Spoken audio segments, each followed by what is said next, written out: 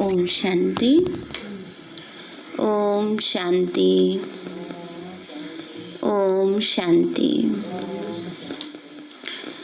आज बाबा की 12 तारीख के महावाक्य हैं।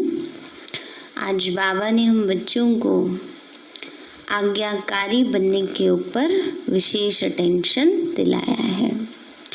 बाबा ने कहा, बच्चे बाबा से हमेशा सच्चे और साफ रहना है। सच्ची दिल पर साहिब राजी।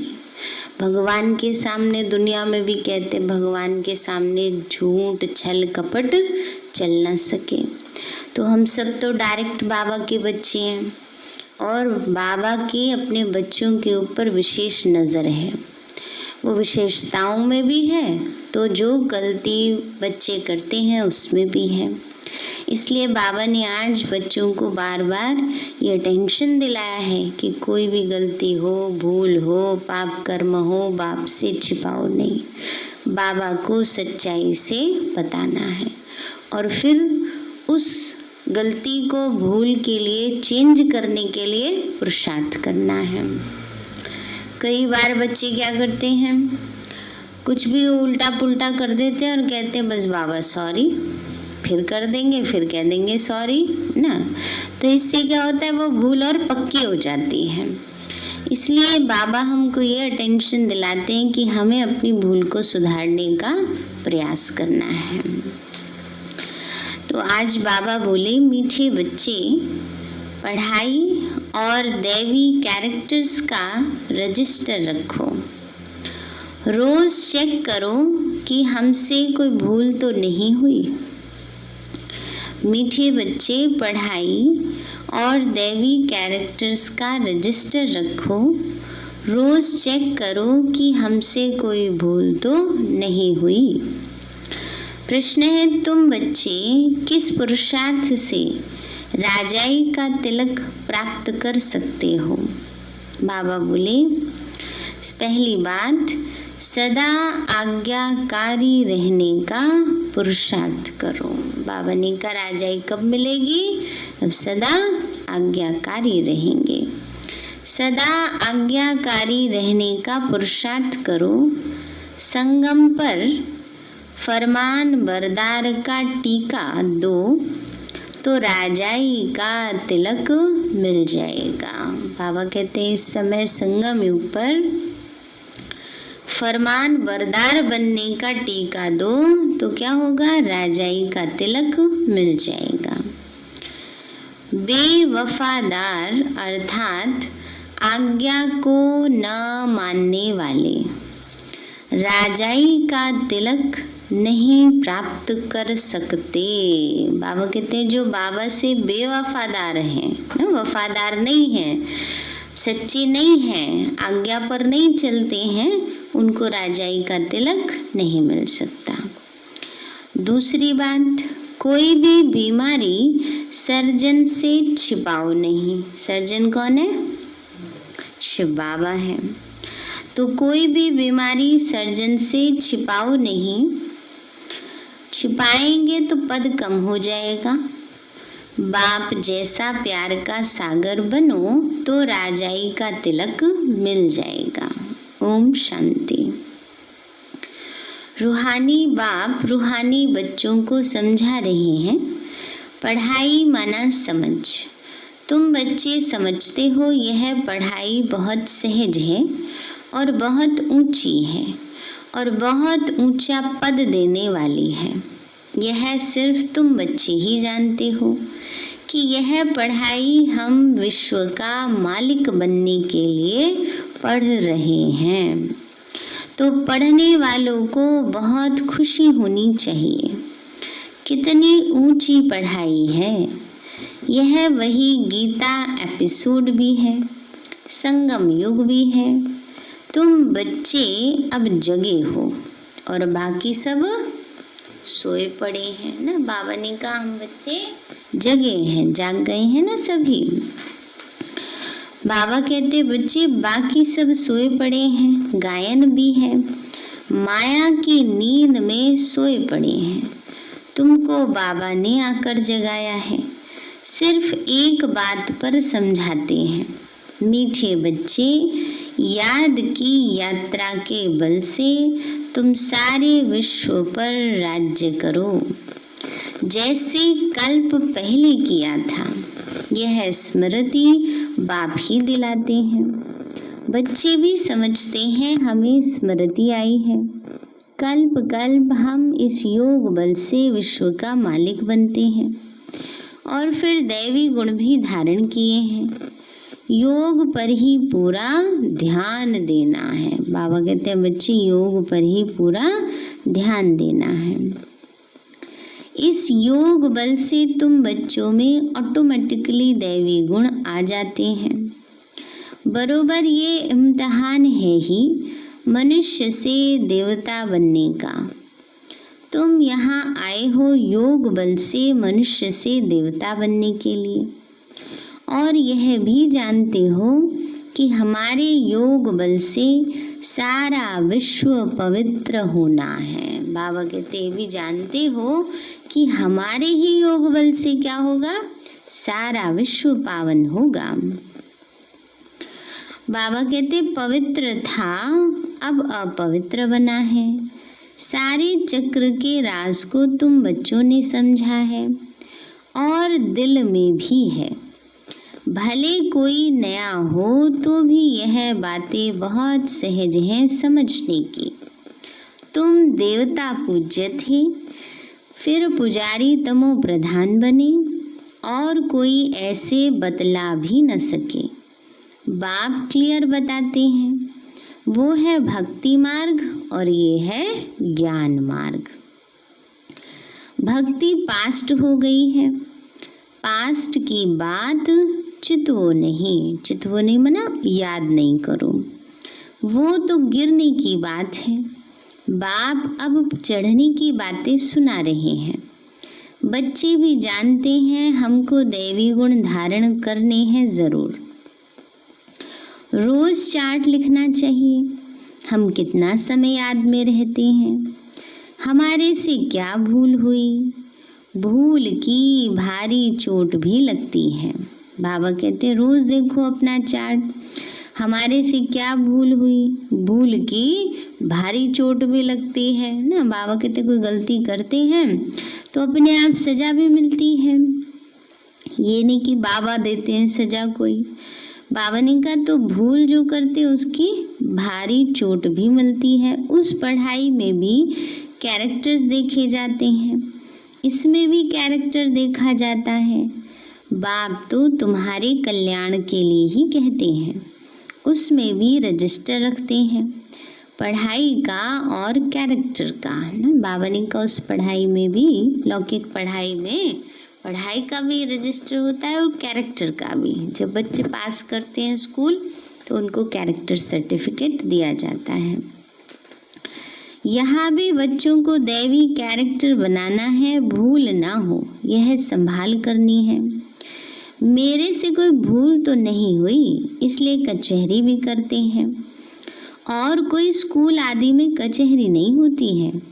अपने दिल से पूछना है।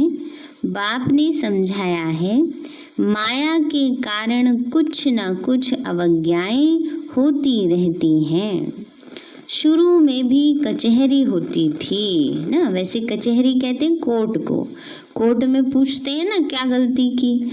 ऐसे ही मम्मा भी पहले कचहरी लगाती थी ना कि किसी ने कोई गलती तो नहीं की। रोजाना रात को पूछा जाता था कि सारे दिन में आज कोई गलती तो नहीं की। फिर अपनी नहीं की लेकिन दूसरे को करते हुए देखा, वो भी बताओ ना। कई सोचते हैं अच्छा हम नहीं बताते चलो, लेकिन वो नहीं बताएंगे, खुद नहीं बताते, दूसरे को भी बताने से कई बार मना कर देते हैं। तो वो गलती क्या होती है, बढ़ती जाती है। ये थोड़ी को बाबा को पता नहीं चलेगा, मम्मा को पता नहीं चलेगा। बाबा तो इतना बड़ा सर्वशक्तिवान है, वो किसी की भी बुद्धि में टच कर देगा। इसलिए बाबा कहते हैं बच्चे अपनी भूल का सारा रखो बुद्धि में, कहीं कोई भूल तो नहीं करते। और अगर किसी की भूल देखी है तो वो निमित्त आत्मा को बताने का फर्ज है। कई क्या सोचते हैं हम नहीं बताते, ये चुगली हो जाती है। चुगली होती है एक दूसरे दूसरे को बताना, अपने लेवल तक के को बताना, उसको चुगली कहते हैं।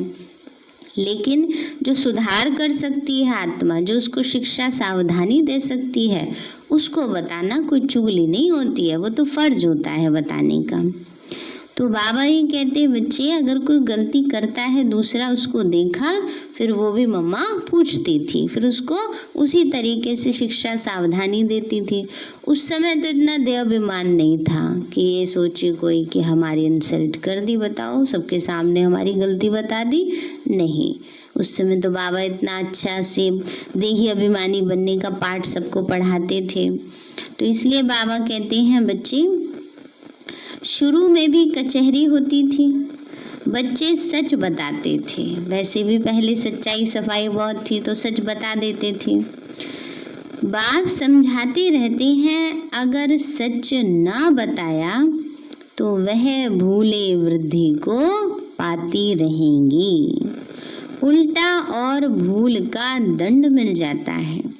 भूल ना बताने से फिर ना फरमान बरदार का टीका लग जाता है, फिर राजाई का तिलक मिल न सके, आज्ञा नहीं मानते, बेफरमान बरदार बनते हैं तो राजाई पा नहीं सकते। सर्जन भिन्न भिन्न प्रकार से समझाते रहते हैं। सर्जन से अगर बीमारी छिपाएंगे तो पद भी कम हो जाएगा। सर्जन को बताने से कोई मार तो नहीं पड़ती है ना। बाबा कहते हैं बाबा सर्जन है, और जो निमित्त आत्मा है उससे भी कोई मार थोड़ी पड़ेगी। अगर कोई अपनी गलती बताते हैं तो आगे के लिए शिक्षा सावधानी मिलेगी, थोड़ी कोई मार पड़ेगी, कोई हमें बहुत ज़्यादा दंड दिया जाएगा, नहीं। उससे और ही वो विश्वास रहता है फिर नहीं बताने से, और फिर बाद में पता चलता है तो फिर विश्वास भी खत्म हो जाता है। तो इसलिए बाबा कहते बच्चे सर्जन को बताने से कोई मार तो नहीं पड़ती है, बाप सिर्फ कहेंगे सावधान, फिर अगर ऐसी भूल करेंगे तो नुकसान को पाएंगे, पद बहुत कम हो जाएगा। वहाँ तो नेचुरल दैवी चलन होगी, यहाँ पुरुषार्थ करना है। घड़ी घड़ी क्या नहीं होना, घड़ी घड़ी फेल नहीं होना है। फेल हो जाते हैं ना, गलती करते रहते हैं, वो बढ़ती जाती है, फिर गलती कर देते हैं, फिर बढ़ जाती है, तो फेल हो जाते हैं। घड़ी घड़ी फेल नहीं होना है। बाबा कहते बच्चे जास्ती भूल ना करो। बाप बहुत प्यार का सागर है, एक बार समझाने से समझ जाना चाहिए ना। बाबा कहते ज़्यादा भूल नहीं करो, फिर भूल के संस्कार वाले सतयुग में जाएंगे नहीं जाएंगे ना। तो इसलिए बाबा कहते हैं बच्चे बाप बहुत प्यार का सागर है, बच्चों को भी बनना है। यथा बाप तथा बच्चे, यथा राजा रानी तथा प्रजा। बाबा तो राजा है नहीं, तुम जानते हो बाबा हमको आप समान बनाते। बाप की जो महिमा करते वह तुम्हारी भी होनी चाहिए। बाबा समान बनना है, माया बड़ी प्रबल है, तुमको रजिस्टर रखने नहीं देती। माया के फंदे में तो पूरा फंसे हुए हैं। माया की जेल से तुम निकल नहीं सकते हो, सच बताते नहीं हो। तो बाबा कहते हैं एक्यूरेट याद का चार्ट रखो। सुबह को उठ बाबा को याद करो, बाप की ही महिमा करो। बाबा आप हमको विश्व का मालिक बनाते हो तो हम आपकी महिमा करेंगे। भक्ति मार्ग में कितनी महिमा गाते हैं, उनको तो कुछ भी पता नहीं। देवताओं की महिमा है नहीं, महिमा है तुम ब्राह्मणों की। सबको सदगति देने वाला भी एक बाप है, वह क्रिएटर भी है, डायरेक्टर भी है, सर्विस भी करते हैं और बच्चों को समझाते भी हैं। प्रैक्टिकल में कहते हैं वो तो सिर्फ भगवानुवाच सुनाते रहते हैं शास्त्रों से। गीता पढ़ते आते हैं, फिर उनसे मिलता क्या है, कितना प्रेम से बैठ पढ़ते हैं, भक्ति करते हैं, पता नहीं पड़ता कि इससे होगा क्या। यह नहीं जानते कि हम नीचे ही सीढ़ी उतर रहे हैं। दिन प्रतिदिन तमो प्रधान बनना ही है। ड्रामा में नूंद ही ऐसी है, इस सीढ़ी का राज सिवाय बाप के कोई समझा न सके। शिव बाबा ही ब्रह्मा द्वारा समझाते हैं, यह भी इनसे समझकर फिर तुमको समझाते हैं।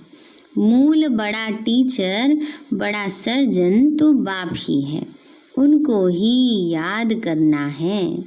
ऐसे नहीं कहते कि ब्राह्मणी को याद करो, याद तो एक की रखनी है ना। बाबा कहते हैं, बाबा थोड़ी कहते हैं किसी ब्राह्मणी को, मैंने बहनों को याद करो। कभी भी किसी के साथ मोह नहीं रखना है, एक बाप से ही शिक्षा लेनी है। निर्मोही भी बनना है, इसमें बड़ी मेहनत चाहिए। सारी पुरानी दुनिया से वैराग्य, यह तो खत्म हुई पड़ी है, इसमें लव व आसक्ति कुछ भी नहीं। बाबा कहते हैं तो खत्म हुई पड़ी है दुनिया, अब इससे लगाव नहीं होना चाहिए। कितने बड़े बड़े मकान आदि बनाते रहते हैं, उन्हों को यह भी पता नहीं कि ये पुरानी दुनिया बाकी कितना समय है। तुम बच्चे अब जगे हो, औरों को भी जगाते हो। बाप आत्माओं को ही जगाते हैं, घड़ी घड़ी कहते हैं अपने को आत्मा समझो। शरीर समझते हैं तो जैसे सोए पड़े हो, अपने को आत्मा समझो और बाप को याद करो। आत्मा पतित है तो शरीर भी पतित मिलता है, आत्मा पावन है तो शरीर भी पावन मिलता है। बाप समझाते हैं, तुम ही इस देवी देवता घराने के थे, फिर तुम ही बन जाएंगे, कितना सहज है। ऐसे बेहद के बाप को हम क्यों नहीं याद करेंगे। बाबा कहते हैं ऐसे बेहद के बाप को क्यों नहीं याद करेंगे। सुबह उठकर भी बाप को याद करो। इसका मतलब बच्चे करते नहीं है, तभी तो बाबा बार बार कह रहे हैं बच्चे सुबह उठकर बाबा को याद करो। लीला बहन किया था। बाबा कहते हैं बच्चे बाबा आपकी तो कमाल है, आप हमको कितना ऊंचा देवी देवता बनाकर फिर निर्वाण धाम में बैठ जाते हो। इतना ऊंचा तो कोई बना न सके, आप कितना सहज कर बतलाते हो। बाप कहते हैं जितना टाइम मिले काम काज करते हुए भी बाप को याद कर सकते हो। याद ही तुम्हारा बेड़ा पार करने वाली है, अर्थात कलयुग से उस पार शिवालय में ले जाने वाली है। शिवालय को भी याद करना है, शिव बाबा का स्थापन किया हुआ स्वर्ग, तो दोनों की याद आती है। शिव बाबा को याद करने से हम स्वर्ग के मालिक बनेंगे। ये पढ़ाई है ही नई दुनिया के लिए, बाप भी नई दुनिया स्थापन करने आते हैं। ज़रूर बाप आकर कोई तो कर्तव्य करेंगे ना। तुम देखते भी हो मैं पाठ बजा रहा हूँ ड्रामा के प्लान अनुसार। तुम बच्चों को 5000 वर्ष पहले वाली याद की यात्रा और आदि मध्य अंत का राज बताता हूँ। बाबा भी हम बच्चों को 5000 वर्ष पहले वाली यात्रा सिखा रहे हैं और सृष्टि के आदि मध्य अंत का राज बताते हैं। तुम जानते हो हर 5000 वर्ष के बाद बाबा हमारे सम्मुख आता है। आत्मा ही बोलती है, शरीर नहीं बोलेगा। बाप बच्चों को शिक्षा देते हैं आत्मा को ही प्योर बनाना है। आत्मा को एक बार ही प्योर होना होता है। बाबा कहते मैंने अनेक बार तुमको पढ़ाया फिर भी पढ़ाऊंगा, ऐसे कोई सन्यासी कह न सके। बाबा कहते बात साधु सन्यासी नहीं कह सकते कि मैंने ही पढ़ाया है और मैं ही पढ़ाऊंगा फिर 5000 वर्ष बाद। ये बात सिर्फ बाबा कहते हैं। बाप ही कहते हैं बच्चे मैं ड्रामा के प्लान अनुसार पढ़ाने आया हूँ, फिर 5000 वर्ष के बाद ऐसे ही आकर पढ़ाऊंगा।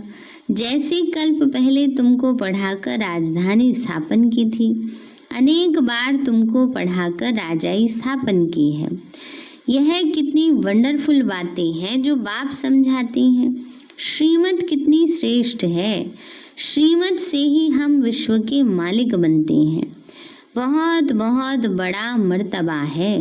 कोई को बड़ी लॉटरी मिलती है तो माथा खराब हो जाता है ना। बाबा ने कहा कोई कोई को बड़ी लॉटरी मिलती है तो माथा ही खराब हो जाता है, उसने इतना एक्सपेक्ट नहीं किया होता।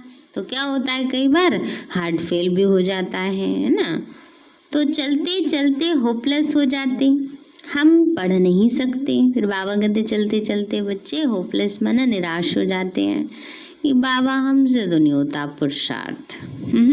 बाबा कहते हैं बच्चे, कहते हैं हम पढ़ नहीं सकते, हम विश्व की बादशाही कैसे लेंगे। तुम बच्चों को तो बहुत खुशी होनी चाहिए। बाबा कहते हैं अति इंद्रिय सुख और खुशी की बातें मेरे बच्चों से पूछो। तुम जानते हो सबको खुशी की बातें सुनाने। तुम ही विश्व के मालिक थे, फिर 84 जन्म भोग गुलाम बने हो। गाते भी हैं मैं गुलाम तेरा। समझते हैं अपने को नीच कहना, छोटा होकर चलना अच्छा होता है। देखो बाप कौन है, उनको कोई जानते नहीं, उनको भी सिर्फ तुमने जाना है। बाबा कैसे आकर सबको बच्चा बच्चा कहकर समझाते हैं। यह आत्मा और परमात्मा का मेला है। उनसे हमको स्वर्ग की बादशाही मिलती है। बाकी गंगा स्नान आदि करने से कोई स्वर्ग की राजाई नहीं मिलती। गंगा स्नान तो बहुत बार किया, यूं तो पानी सागर से आता, परंतु यह बरसात कैसे पड़ती, इसको भी कुदरत कहेंगे। इस समय बाप तुमको सब कुछ समझाते हैं। धारणा भी आत्मा ही करती है, न कि शरीर। तुम फील करते हो बरोबर बाबा ने हमको क्या से क्या बना दिया।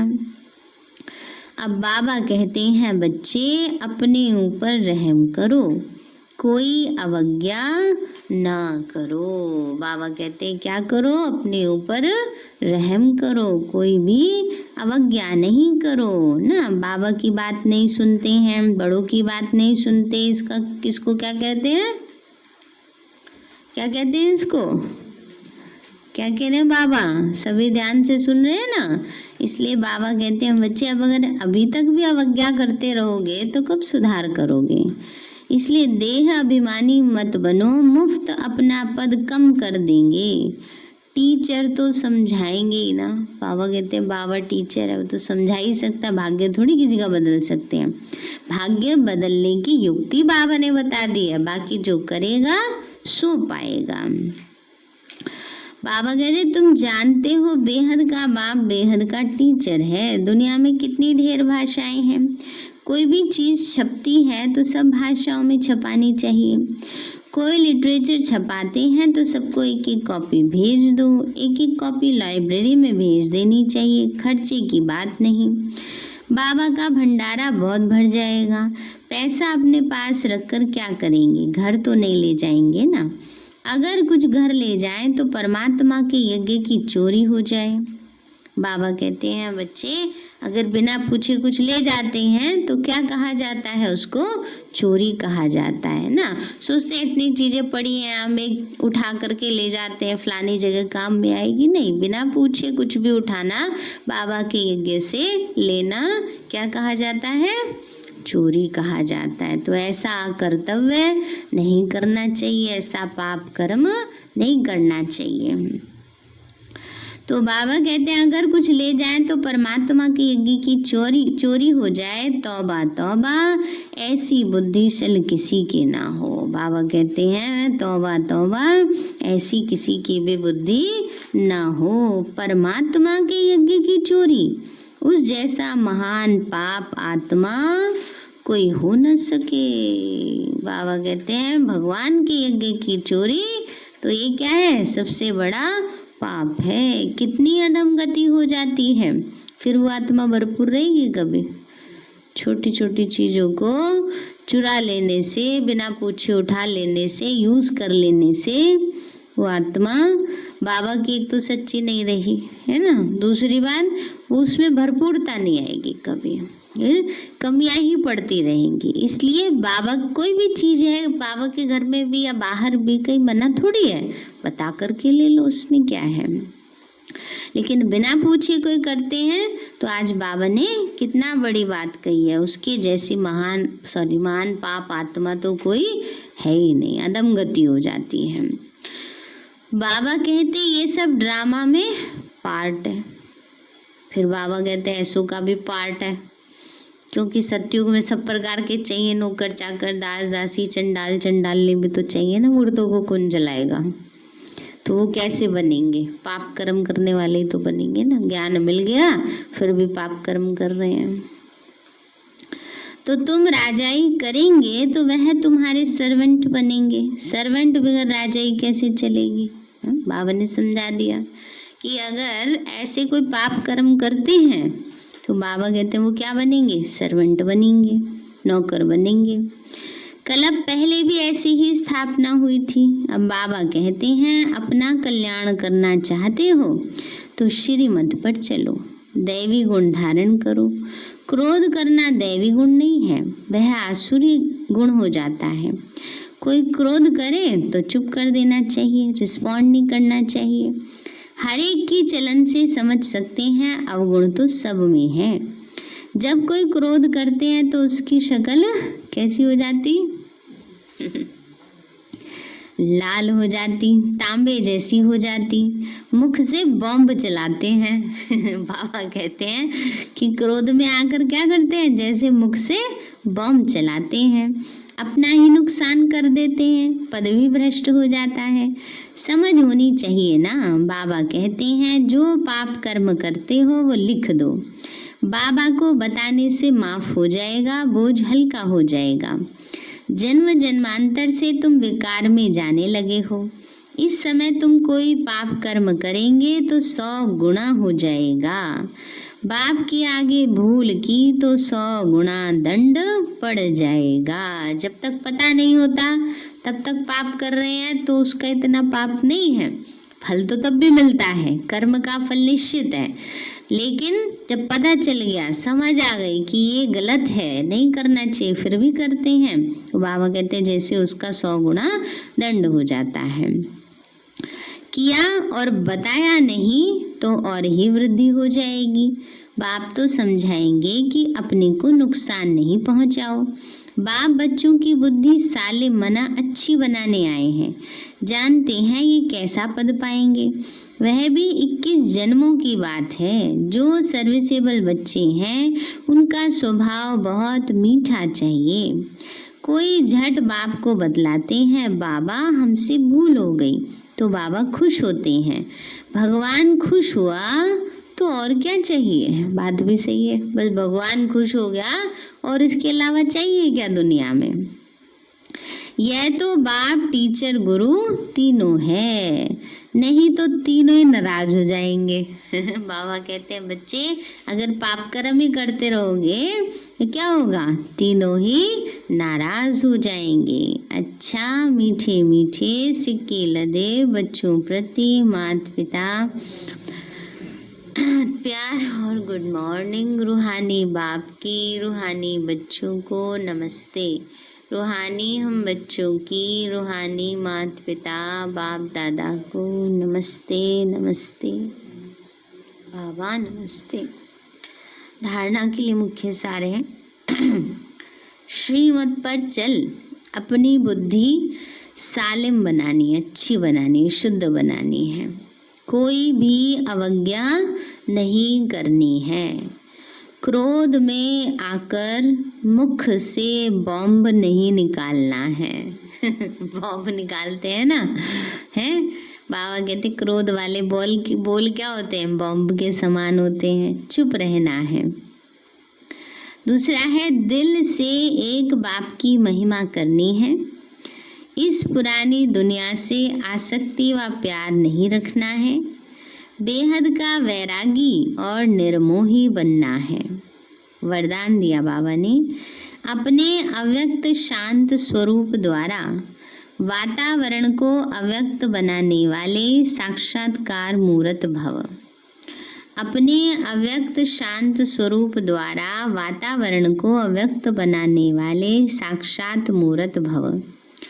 बाबा बोले, जैसे सेवाओं के और प्रोग्राम बनाते हो, ऐसे सवेरे से रात तक याद की यात्रा में कैसे और कब रहेंगे, यह भी प्रोग्राम बनाओ। और बीच बीच में 2-3 मिनट के लिए संकल्पों की ट्रैफिक को स्टॉप कर लो। जब कोई व्यक्त भाव में ज़्यादा दिखाई दे तो उनको बिना कहे अपनी अव्यक्त शांत रूप ऐसा धारण करो जो वह भी इशारे से समझ जाए। इससे वातावरण अव्यक्त रहेगा, अनोखापन दिखाई देगा और आप साक्षात्कार कराने वाले साक्षात मूर्त बन जाएंगे।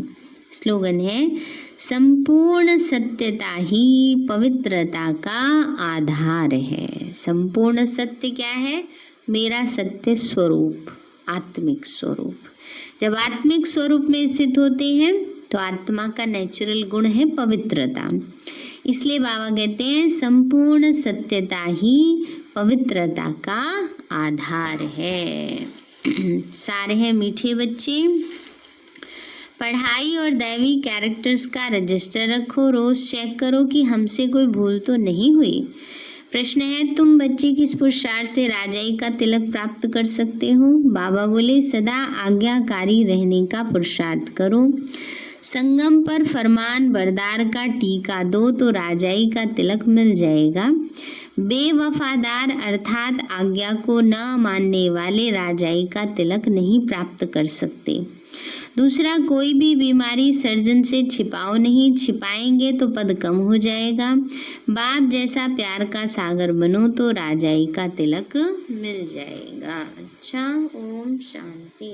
मीठे बाबा, आपने हमें सब कुछ दिया, आपका पदम गुणाबार शुक्रिया।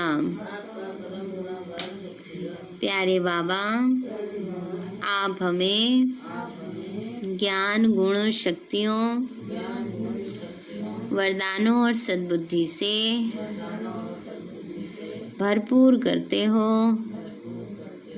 आपका बार बार शुक्रिया। मीठे बाबा, आपने मुझ आत्मा को, इस सेवा स्थान को, विश्व की सर्वात्माओं को निर्विघ्न बनाया। आपका बार बार शुक्रिया। प्रकृति के 5 तत्वों का भी शुक्रिया। साइंस के साधनों का भी शुक्रिया। लौकिक अलौकिक परिवार का भी शुक्रिया। हे तन, तुम्हारा भी शुक्रिया। विश्व की सर्वात्माओं का और ब्रह्मांड की सारी शक्तियों का सब प्रकार का सहयोग देने के लिए शुक्रिया। मीठे बाबा, मुझ आत्मा ने जाने अनजाने में जिन भी आत्माओं को मनसा वाचा कर्मणा दुख दिया है, मैं उन सभी से क्षमा चाहती हूँ। मुझे क्षमादान दिलाओ।